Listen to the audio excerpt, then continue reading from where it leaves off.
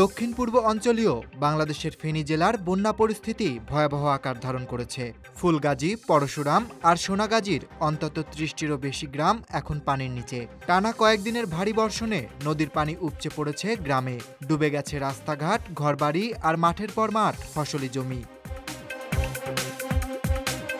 স্থানীয় বাসিন্দা আব্দুর রহিম বলেন, আমার মনে করেন একটা পুকুর আছে, পুকুরে মাছ ছিল অনেক।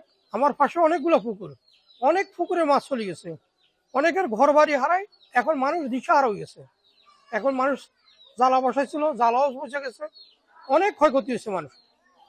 শুধু ঘরবাড়ি বা ফসলি নয়, বিচ্ছিন্ন হয়ে গেছে বিদ্যুৎ সংযোগ। ফুলগাজী ও আশেপাশের বহু এলাকায় কয়েক হাজার পরিবার রয়েছে অন্ধকারে। আব্দুর রহিম আরও বলেন, লম্বা যদি একটা ব্রিজ করে দেয়, ওই ব্রিজটা দিয়ে লোকজনেরও উপকার হইব, আমাদেরও উপকার হইব, পানি ঢুকবো, বাইরে চলে যাবো। কিন্তু এখন আমাদের দেখা গেছে বেড়িবাঁধে দিচ্ছে আমাদের রক্ষার জন্য, কিন্তু এই বেড়িবাঁধের কারণে আমরা মরতেছি।